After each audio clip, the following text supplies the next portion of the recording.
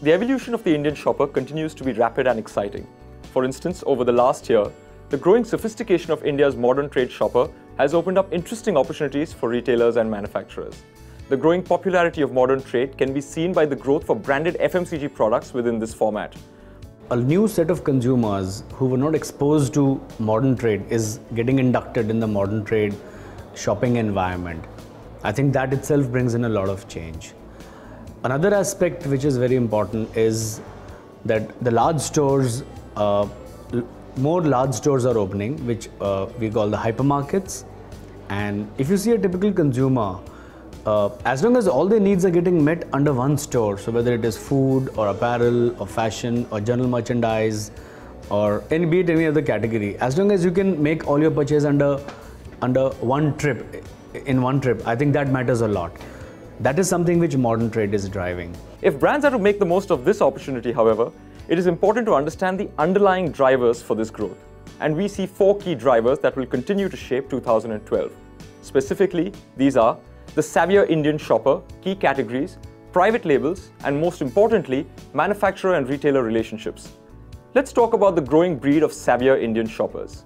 These shoppers are now demanding more from their shopping experience in terms of ambience, an affinity for better deals, and a greater tendency to experiment. Hyper markets जो आजकल आ गए हैं, उनमें एक सबसे बड़ा आराम ये हो गया कि बहुत सारी वैरायटी, एक ही आइटम की बहुत सारी वैरायटी एक ही जगह पे मिलती है. हम अपना पर्टिकुलर ब्रांड चूज़ कर सकते हैं. दूसरी और बड़ी बात यह है कि यहाँ पर एयर कंडीशन मॉल रहते हैं, तो बड़े इत्मीनान से हम अपना काम कर सकते हैं. I go to hypermarkets because it's a one-stop shop. I can buy almost everything at the same time. And Kirana stores are more for top-ups and day-to-day purchases. Another trend that is moving in lockstep is the growing existence and acceptance of private labels that have begun to delight value-conscious consumers. The retailer's stamp of assurance and lower prices compared to national brands make them a great alternative for shoppers.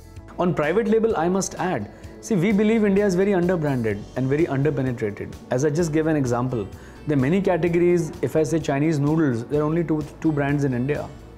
So what private brands are doing is, we want to grow consumption. We want to grow consumption.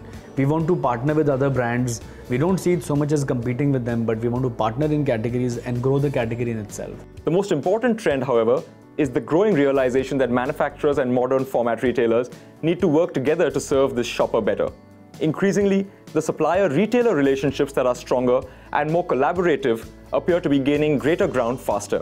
What is important when the consumer comes to your store is that you have the right product available at the right price at the right time. So I think the biggest imperatives for retailers to be successful would be availability, get the fill rate right, understand your communities which operate in your environment, get their merchandise, and then win. In 2012, and as the Indian shopper evolves, this collaborative model to develop shopper insights based on the key trends we are observing will be the difference between the winners and losers in India's modern trade market.